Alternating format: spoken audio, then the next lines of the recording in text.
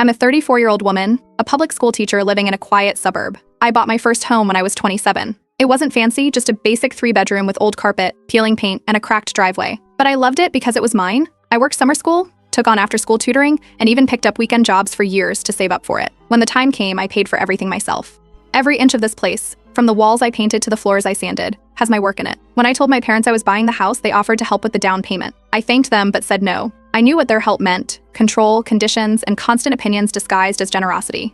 They didn't argue out loud, but the cold looks and guilt trips started immediately. For years after, they kept throwing comments like we only wanted to support our daughter, or it's a shame when pride gets in the way of family. That's how they are. Appearances matter to them more than anything. Growing up, emotions had to be managed in silence, and family loyalty was just another word for obedience.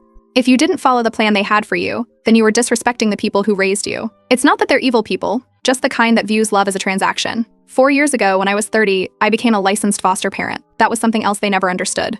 They said it was too much responsibility for someone single and warned me not to get too attached. Then Maya came into my life. She was 15 back then, quiet, withdrawn, and used to being shuffled around. Her previous placements were chaotic. She came with one duffel bag, a pile of school absences, and zero trust in adults. We didn't bond overnight. It took months of steady routines, small steps, and proving I wasn't going to leave. But eventually, we settled into something real. I started looking forward to cooking dinner for two, watching old movies on the couch, and hearing her rant about whatever was going on at school.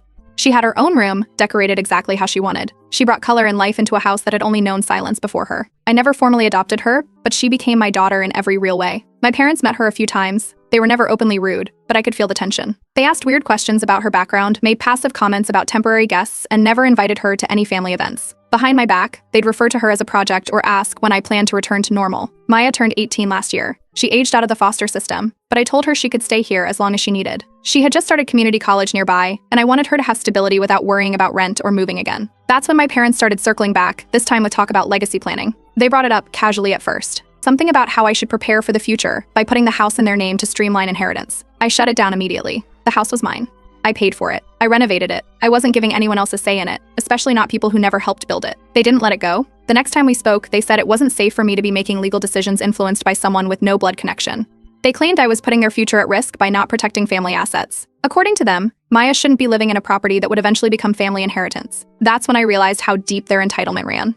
In their minds, the house wasn't really mine. It was a placeholder until they could convince me to hand it over.